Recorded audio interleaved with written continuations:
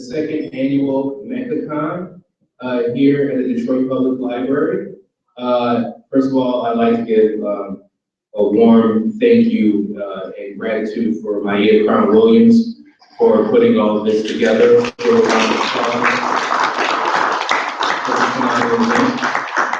And I want to welcome you to this panel, which we titled The Complexion of Comics.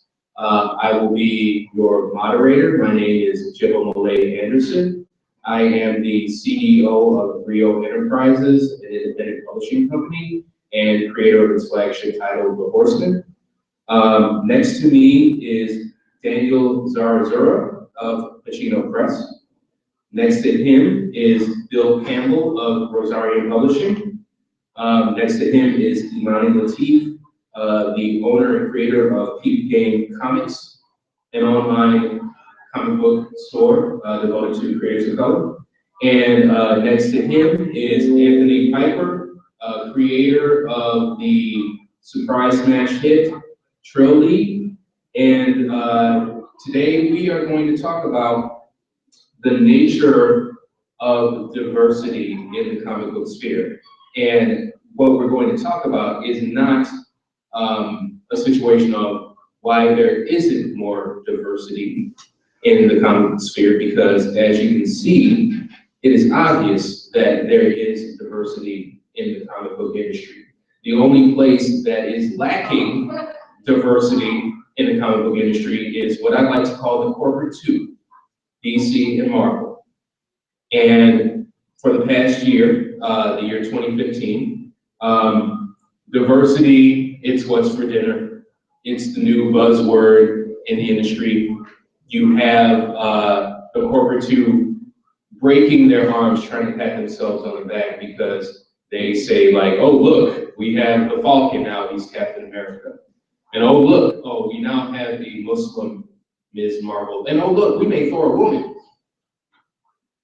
But the problem is that a lot of this is window dressing. A lot of this is scratching the surface. Because even though they may have characters of color, and let's be real, the comic book industry since about 1966, actually let's be real, even more real about it, since the inception of the comic book industry, there have been characters of color. Even more importantly, since the inception of the comic book industry, there have been creators of color. From George Harriman, the creator of Crazy Cat being lauded as one of the classic, iconic comic strips from the beginning, is a man of color. To a brother by the name of, his name is on the tip of my tongue, Matt Baker, thank you. Matt Baker, who one would call the godfather of the quote unquote good girl art movement, was a creator of color. To Jackie Orms, the creator of Torchy, a woman of color. Okay? We've been here since the beginning. And yet the corporate two seems to be blind whenever they think of, well, where do we find the creators of color? It's real easy for them to find artists of color because there are a lot of artists of color working in the industry today. I can speak of Kari Randolph, I can speak of Sanford Green, I can speak of Ken Lashley. The list goes on and on. But of recent years, there has been a drought when it comes to writers of color and the voice of color. They're cool with our images. They're not so cool with our voice. And they keep asking, well, where are the writers of color? Where are the publishers of color? Where are the other characters of color? We're here, we're right here, we've been here, we're gonna stay here, we ain't going nowhere.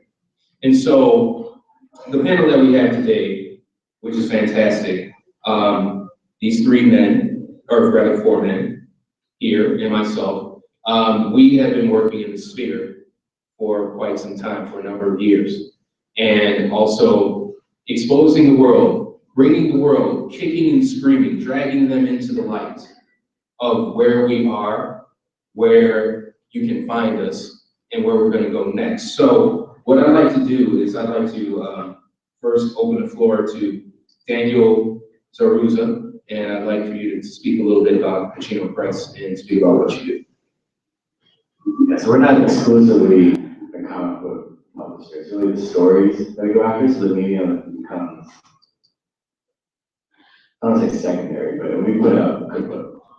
You know, so really we look at these different stories. You said the voice is a key aspect for us, and in that particular case, the cookbook made sense to the proposal that came to us. So really, there's a voice piece that you look at. There's so much talent, so these stories are here.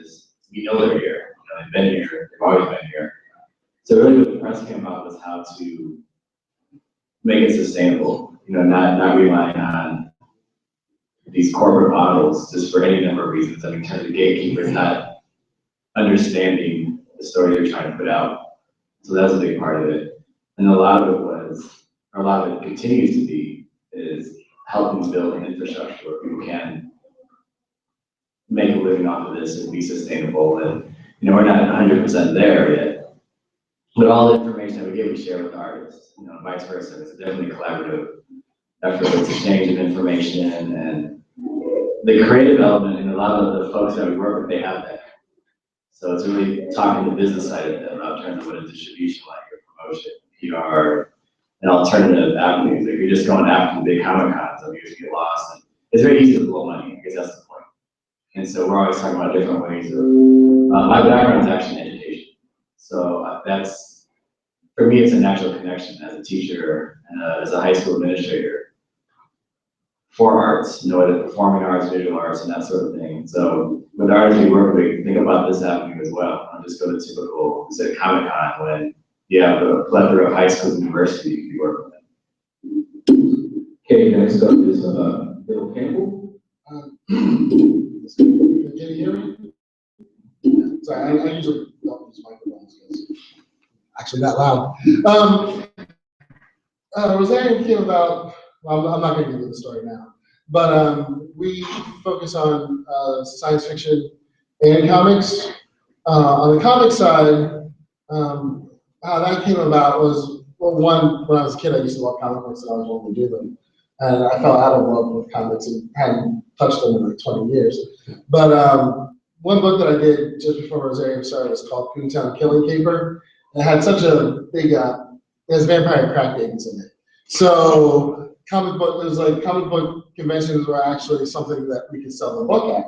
And it's actually not really a bad idea to be a book person at a comic book convention, because even though a lot of people don't, a lot of comic book readers don't read a lot of books, the ones who do just automatically are just like, what is this book? I just want to see what it is. But one of the things that I saw was like a lot of very talented artists. And I saw them I would see them at different comic book conventions, and I would, do the math. And I was like, wow, your model is totally messed up. Like, you are never leaving Comic-Con. Like, which is okay if you're trying to get discovered, but if you're actually trying to produce things, your model is totally messed up. So just sitting there thinking about it, because in some of those comic conventions, people weren't even trying to talk to me. So I just came up with a model that I thought would work. And so far it has, which is what the comic part of Rosarium Comics is a lot different from the book way, the books that we do on that side. Just because I saw a lot of talented people with a lot of really good ideas who were stuck in the way that Marvel and DC told them how to do things. And as I was talking to Daniel earlier, I was like, well, they told you to do these things this way, so you will never step up and challenge them. Because you're going to go broke going the way that they tell you to do things. So that is how the comic book side of Rosarium started. We're over 30 some odd artists on 5 different continents. We very much, as Daniel was saying, is that a phone? What is that? Okay. Like we very much kind of look at it as sort of as much as a cooperative as one can. You know, I'm still the owner. I still have to pay. I'm still responsible for everything. But as far as the way other goes, we try to do work very cooperatively. Like we try to do things together. If people need help, that they very much feel a part of that team, which is about as cooperative as you can get without being a co-op, with still being an LLC. Yeah. But I'll pass it on to Imani because he has a great story too. Yes. Next up is Imani Lateef, owner and creator of Peep Comics.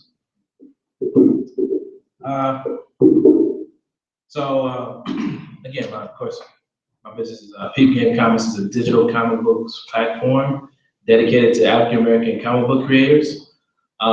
We are currently carrying over 100 some titles, featuring about 30 some creators and publishers, all of African American descent and some from the African diaspora. We actually are carrying some titles from creators from the African continent. Carrying my friend Bill Campbell's line of books from Rosarium, but also carrying some other very popular titles like Brother Man, which was popular in the 90s, carrying Jiba's titles as well. So I've been able to network with a lot of the creators of color that I've been, doing a lot of great work within the last, 5, 10 years now, and put them all in one place. And I'm glad to say that we were, we just had our 1-year anniversary in June. And we're looking to, grow and expand into other platforms right now.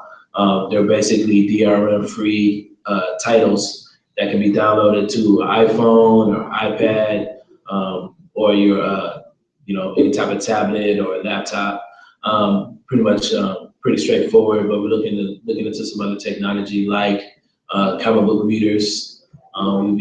We're looking to introduce our books and our titles to libraries as well as schools. So I'm just doing my part as a retailer, just introducing these creators and these creations to a larger audience. And next up we have Anthony Piper, creator of Trill. I'm not a publisher, so I'm not exactly sure what I should be saying. As far as like, what do I do? Yeah. Okay, all right. Basically, I'm a comic artist, animator as well. I was freelancing for various independent properties such as Route 3 and Blaze Brothers, which is the IDW series. Basically, around this time last year, I decided to remake DC characters. I basically made them all black and gave them kind of like an urban personality trait. It went viral online. What ended up happening was I got a lot of publicity from it. A director at Fox contacted me and offered me an animation position for a series called Major Lazer, which is he's like a reggaeton, not a reggaeton, a dance hall electronica artist. He was coming out with a cartoon series, so they wanted me to work on that. So I was working on that for about half a year. They were impressed with my work. They decided they wanted to make me lead character designer for their Axe Cop series. So they flew me out to California where I worked on that, and I basically led the staff on designs. Once that project started to wind down, I should say, I launched a Kickstarter for the Trill property, and I ended up raising $7,000 within the first 24 hours of the project. We ended up coming up with a grand total like a little bit over 21,000 to work on the comic. So I've basically just been working on that. It's been a property that's kind of like transformed my life because I've been working on the art scene for about 4 to 5 years, working on mixtape covers, logo designs, comic covers, but now this is like my own property that I actually do all the work. I write, produce all the artwork for, promote it, all that stuff. So that's pretty much what I do. As you can see, with the group that we have here, it illustrates a reality of working in the comic book industry. As you can see, each one of us comes from diverse backgrounds. Each one of us comes from different spaces. Much like Daniel, I'm also an educator as well. I teach on the collegiate sphere. And I currently teach at Chicago State University, but I also teach young kids as well. And one of the things that was very interesting, one of the things that was a common denominator is to not do what Marvel and DC does, because of the fact that we don't have Disney dollars behind us. We don't have Warner Brothers dollars behind us. So we come to re-navigate the spirit. We've come to recontextualize what it means to be a publisher, what it means to be a creator. And what I like to do is have the people of the panel expound on that a little bit more. Would you like to talk about some of the challenges that you face and some of the ways that you have sort of navigated those challenges or those obstacles, if you will? So I'm opening it up to the floor. I'm actually going to start from the end to back to me again. So Anthony, would you like to talk about that a little bit? As far as navigating outside, competing basically against the big two, I think social media is the greatest weapon that any creator has right now, because you basically have the ability to get around that whole, I need to go to the store in order to see, this new product. I mean, most people spend probably at least a third of their day on social media, whether it be Twitter, Instagram, Snapchat, Facebook, whatever it may be. So you have so many options as far as being able to put your work out there. And I think that's like the greatest weapon that any of us have, whatever it is you do, not just art, but that's the way to get people to see your content. And another thing is of course, focus on the quality of the content too, because what you're asking people to do is to basically take their eyes off of these properties that they've known for years. That of course, they're hiring, top line artists. So you're asking people to, hey, I want you to take your eyes off of, the new Batman comic or the new Hulk comic and focus on me. So what you have to do is you have to come with the same quality of product as them in order for someone to pay attention to it. And then of course you captivate them through the story as well. You use the art to catch them, but you keep them with the storyline. So I just say, just utilize that to your best advantage. Join these groups on Facebook. Hashtag the crap out of your work on Twitter. So and I think another thing that a lot of people don't utilize, that marketing companies utilize, is attaching your work to trending topics. That's what worked for me, is the fact that any time of the day you have some type of topic that everyone is talking about. So if you can tailor your product to what's going on, now you have a higher possibility of being seen. So use that to your advantage as well, and just ride the wave after that. Now, Imani, you're coming from a position of you being a retailer, right, and you being an online retailer. Why don't you talk about some of the challenges that you found that, especially when you're working in Sphere, you're working with predominantly African American properties, African American comic books, and there's a real truth to the fact that most of us, most African Americans, we like having the book in our hand. Right. We like turning that page. Would you like to respond on some of the challenges that you found in that sphere? It's been interesting. Like I paid very close attention to, over the year, my sales have increased pretty much along with the size of my, You want to say exponentially? Right, but along with the size of the catalog. So as we have been reaching like close to 200, 300 some titles, sales have been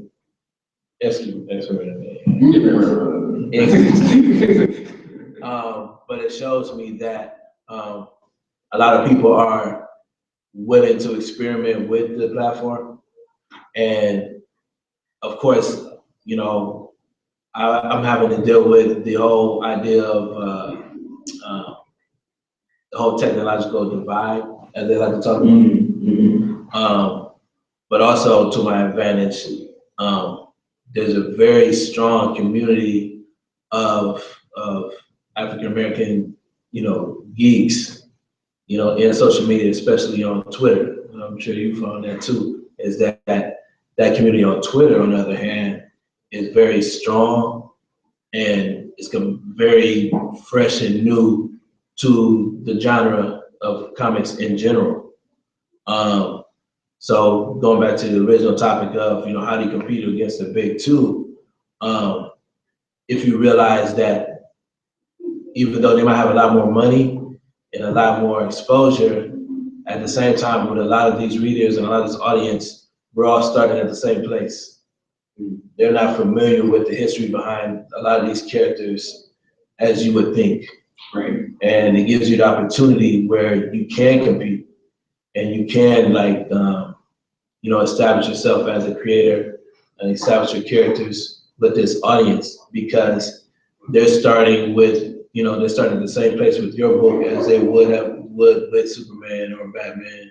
Maybe not those characters, but there's tons of other characters out there, from the big two that are struggling to build an audience, and you have an opportunity to compete with them. But also, I was speaking to a gentleman, young man earlier today, and I was saying it's really competing with them. It's sort of like you have to understand to a good degree, you're not necessarily competing against corporations. It's almost like competing against a major religion. It's like competing against Catholicism. Good point. Because these are how faithful these fans are to these characters. So you have to understand what it is you're trying to get them to do. And what I've actually did, I just stopped talking to those people. Right? I know there's and it's weird. It's sort of like as a retailer, I decided I wasn't going to sell Black comic books to just Black people and try to convince them to buy just because they were Black. Because a lot of those Black fans are so ingrained into their commercial habits, they're not willing to break them. But I'm looking for people that are seeking out to support, diverse books of people of color. What's ironic is I do make money. I'm solvent. I'm not broke. The business is a proven concept. And that's a beautiful thing. That means you're winning. Right, but at the same time, I don't know. Avoiding bankruptcy means that you're winning. Right. But I don't know what the color of these customers are. I can surmise what their race is, but all I can assume is that they are willing to support African American artists and creators, and I would imagine they come from a wide variety of diverse backgrounds. So. And that's actually the most important thing. I think that Imani pointed out. It doesn't matter who the fan base is. What matters is that this fan base are buying the books, right? You illustrated it perfectly. It's like you're selling books made by predominantly African American creators, right? And you're selling books that have predominantly African or African American characters. But the people buying it don't have to be African American. As a matter of fact, that's not necessarily what you want. Like as you said so eloquently, it is. It's battling a religion. It's battling religion, and what you're doing as a creator is like you're making converts, if you will. And I think that was just a poignant thing that you said. Now, Bill, we're in the game together. You with Rosarium, me with Griot Enterprises. One of the things that we're doing with Griot Enterprises is we created an imprint of Griot Enterprises called Black's Publishing. And we're doing a project called 4 Pages, 16 Bars of Visual Mixtape. And that project is all about bringing independent creators of color together, not necessarily under one banner, but to have a volume of books showcasing these different properties, giving people a taste of what we have to offer and linking people to our websites. In other words, growing the network. Like Anthony Piper is a part of it. I'm hoping Bill will be a part of it. Or but I say all this to lead into the question, Bill. What do you think is the importance of forming alliances as, you know, independent creators of color specifically, but independent creators in general? First, I'll get into the model question first, because basically what happened for us was we are Rosarium is a bunch of gorillas who've been invited to the presidential palace. So it's been a very strange turn for us because we got lucky out of the gate. Because the first thing we did was called Mothership Tales from Afrofuturism and Beyond, which focused on, because they said, you know, there weren't any writers of color in science fiction. It came out with the same time as Gotcha. No, this is fiction. Okay. Yeah. So what happened with that was, you know, we were nobody, but I guess a lot of people thought that they knew us. So we ended up with like Juno Diaz, Victor Laval, N.K. Jemisin, basically Pulitzer, National Book Award, every major science fiction award is represented by authors in that book. And it was just recently called one of the most important anthologies in science fiction of the decade. This was totally just accidental. You just have a round of applause for that one, guys. Yeah. A round of applause. And that just came about because we asked. So it wasn't anything that we walked in there. Mothership. It was more like, I mean, there's some point where we were like, oh, let's not tell them, like, I don't think they know who we are. Let's not tell them because they clearly think there was somebody else. So what ended up happening was, so my whole plan was we're going to be guerrilla, you know, we're going to go out there and sell these books at all these different cons and all that stuff. But with Mothership, I got angry, which pretty much is like the worst thing that you can do because then I'll try to take you over some way, somehow. I don't know why. It just happens this way. If you tell me I can't do something, that's what I'm going to do. So with Mothership and John Jennings' Pitch Black Rainbow, we went to a distributor and said, here. So we already had this whole guerrilla plan coming out. And the distributor, IPG, took us. So then all of a sudden I had to change from, we're going to drop books and hope we get press and go on with all this stuff, and we're just going to go on like that. To suddenly like, no, you're now a publisher. You come out with books 7 months after you, and it's like been like this really weird shift from going, we got it, boom, to, okay, when am I going to come out? Because like right now, I'm on fall of 2016. Right. And I'm thinking about what's coming out in January of 2017. Right. Right now. Right. And there were certain things like, you know, like I had to get certain exemptions, like Peep game. Like technically speaking, I should not have a relationship with them because he doesn't have a relationship with my distributor. That was one of the things. I was like, you have to let us do Peep game, you have to let us do this. Like, and there's still a lot of issues that are involved with one that you have to think a year and a half ahead of time. Mm-hmm. You know, that's the price you pay for us being in your bookstore or your libraries. Mm-hmm. And there are other things like, I'm used to, even with a rush printing, or not even what would be considered, like going to LSI, getting something printed, print on demand, and going. And it's not that easy. Or, you know, like we mostly do print on demand, and our distributor doesn't understand it.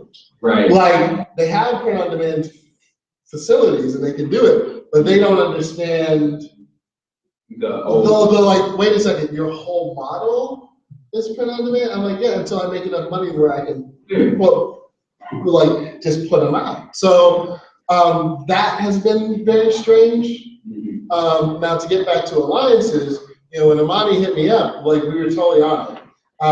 Not everything that we do is African American. We're secretly a Caribbean American kind of thing, but I'm not gonna tell anybody. You know, well, it's just funny because like, yeah, let's call it diaspora American. Yeah, I mean, we're everywhere. As I said, we're not going to find Rosarium is about half black. So there's some things that we don't sell on Peep Game, but yeah, it was an automatic. And I think that mainly just comes from you know, my old leftist anarchist kind of believing in networks and that institutions are going to screw you because all they want to do is survive. And they don't even necessarily think about screwing you, they just do it. It's just a part of the machinery. You know, I mean, like America's so racist, you don't even have to be racist to benefit from it, right? It's just like in everybody, and that's an institution. So like when he reached out, you know, we met in San Francisco, and we've been talking ever since January. But it was very important because we're very vulnerable. We're very vulnerable. You know, it's just like when Marvel just came out with that Wonder Girl and the dinosaur thing. Oh, yeah. And folks are like, yeah. Folks are like, oh my God, that looks like Lily. Like it looks like a girl from one of our projects. Like, you know, we've been working on, you know, Malice in Neverland for over a year, and Marvel comes out with this girl that looks like that, and all of a sudden people, if you saw it, you'd be like, oh, that's just like that Marvel thing. Like, so, you know, creating things like meccacon and for us to know each other and support each other is just what you have to do if you're smart. Because we're all incredibly vulnerable. Because we've been here before. You know, we've had the Harlem Renaissance. We've had the barbershop quartet. We've had the minstrel show. We've had the Black Arts Movement. You know, we had all those horrible. You know, right? You know, right? And they're, you know, so we have to figure out ways, and now because of social media, we can. Where we can stay in touch, or we can survive, or we can go to Peep Game, or we can go wherever it is that we need to go and find each other, which is the secret that they've always withheld. Right. Is that we're there. They just told everybody that we weren't. Right. You know, and now because of social media, it becomes really hard because it was like, you know, every time I go to a science fiction convention, like I'm an indictment on like these older science fiction folks. Like seriously, like there are some who won't talk to me because they've been editors and publishers saying these people don't exist, and we're like, bam. Then I came out with Stories for Chip, and you know they're talking about like, oh yeah, and diversity. Here you go. Here's this thing about a black guy. Over half of the writers are white. You said you wouldn't work with us. Well, here's Michael Swan. You know, here's an email, and all of a sudden, like people are like, oh, and it's online, so you can't. They see it every day, right? Not only do we exist, but we're winning awards. Right. And we're everywhere. And we're going to universities and little schools and all this stuff. So, so it's very important to maintain that, to me. Definitely. It's paramount. Yeah, definitely. I like how you mentioned in some ways that we are vulnerable. And I like how you told that story about Moon Girl and Devil Dinosaur. I had a similar situation with Marvel and with the Horsemen, and when they came out with the Santorians in Daredevil Father in 05, and the Horsemen had come out in 02, and I saw, I mean, it was an interesting situation because first of all, you know, when Joe Quesada did it, I'm like, oh, you know, and by the way, Joe Quesada is of Cuban descent, right? And Santeria is part of the Cuban tradition.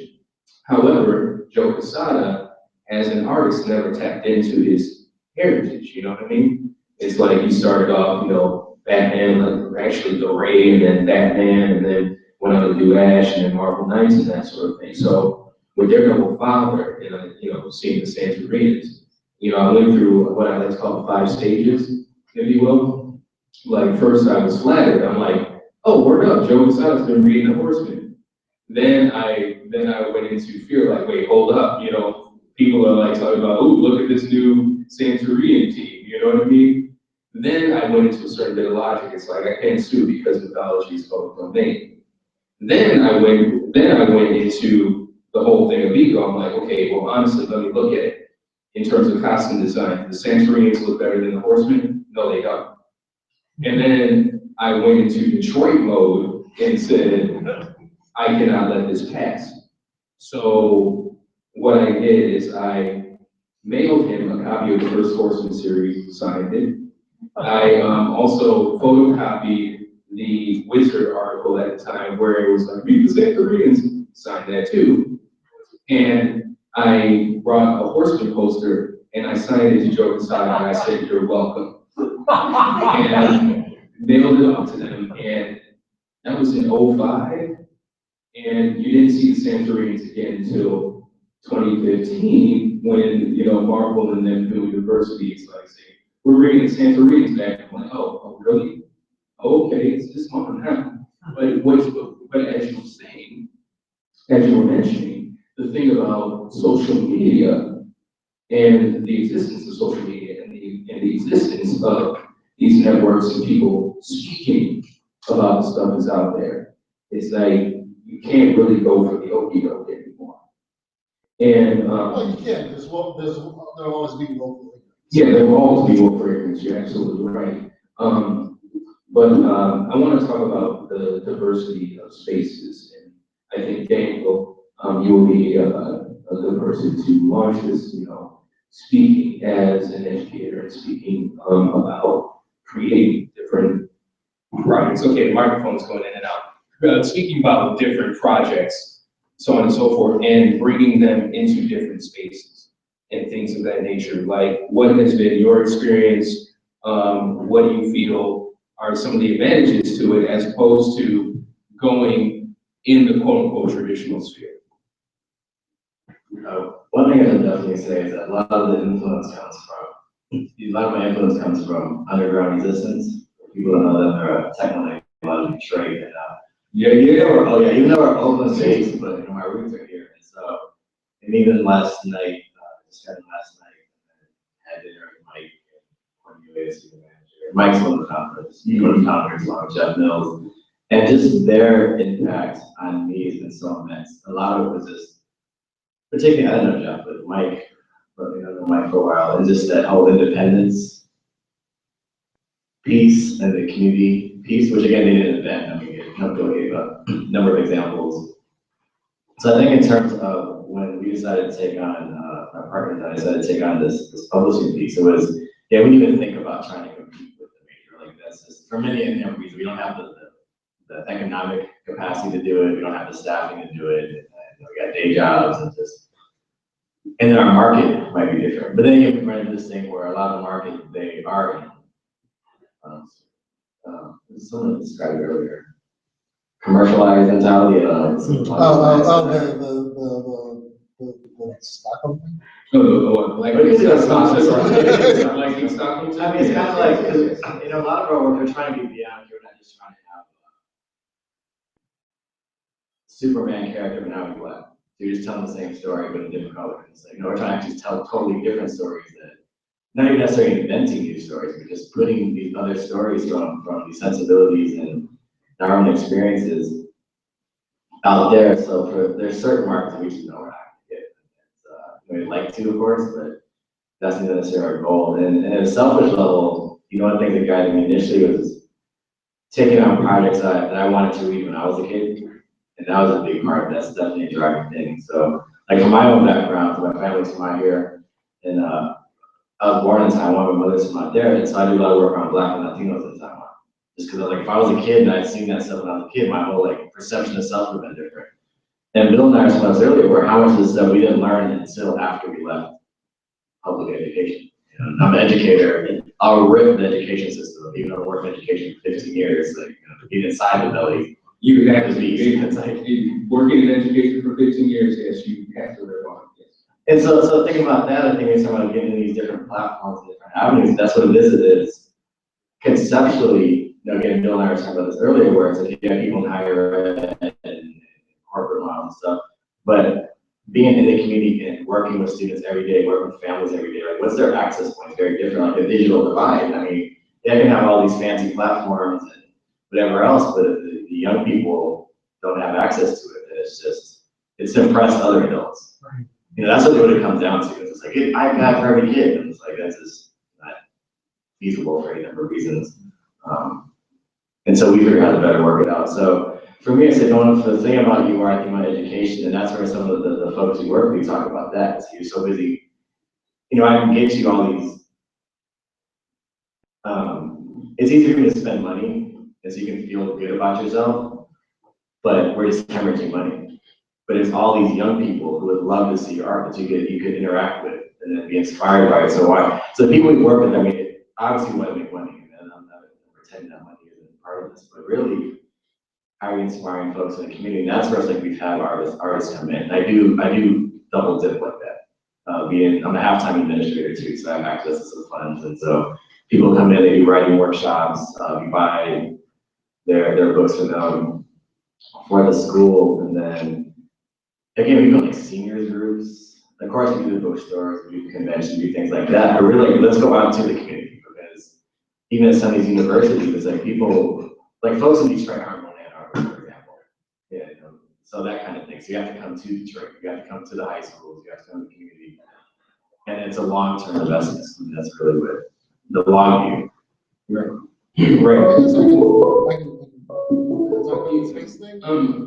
Real quick, I got it from Maia that we have to wind it down. I mean, there's like we've got minutes to speak about. Yeah, I'll just go.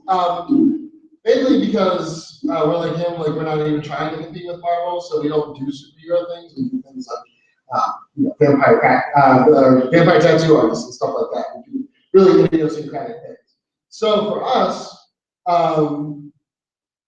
we have access to a lot of spaces except for like the big Comic Cons because they're considered a superhero thing. So we do the Black and the multi-ethnic. You know, John Jennings, who's one of our artists, has started 2 by himself.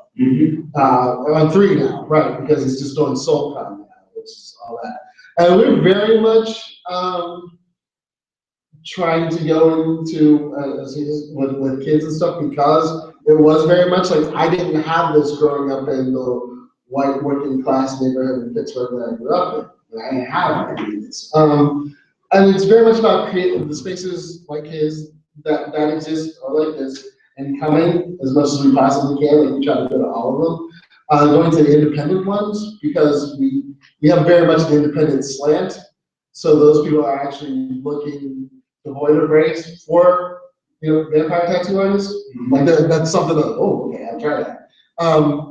And then just like trying to create others with different, whether it's independent, whether it's multi-ethnic, whether it's Black, just trying to start those kinds of networks. Because I'm talking to a few people trying to start some in their own cities and stuff. But we would definitely, I think if I'm never able to quit my day job, I mean, I would very much like to go to schools and women's prisons.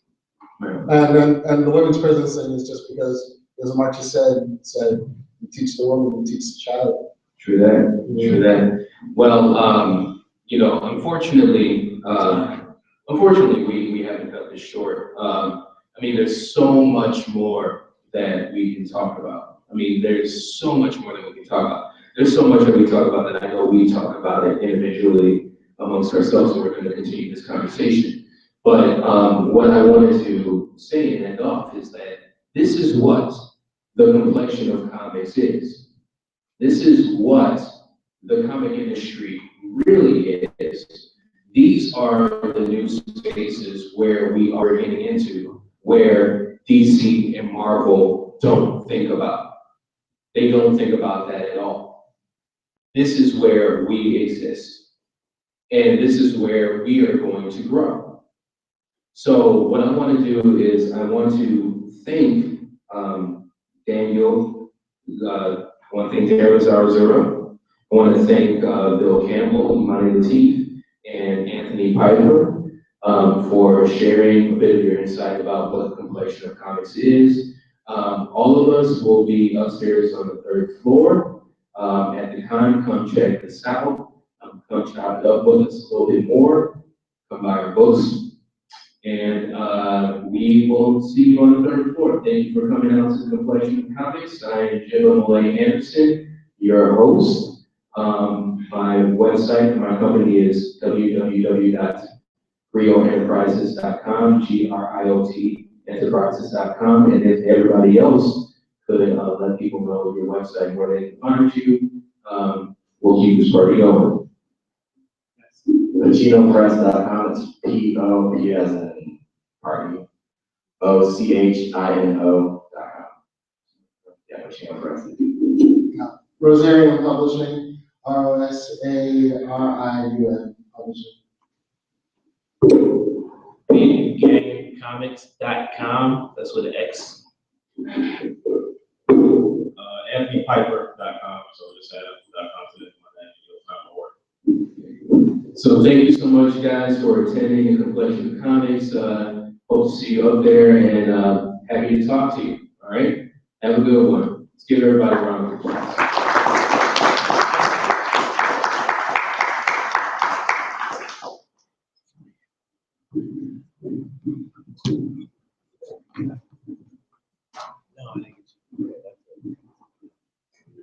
Yeah, they had our stuff. I've been trying to,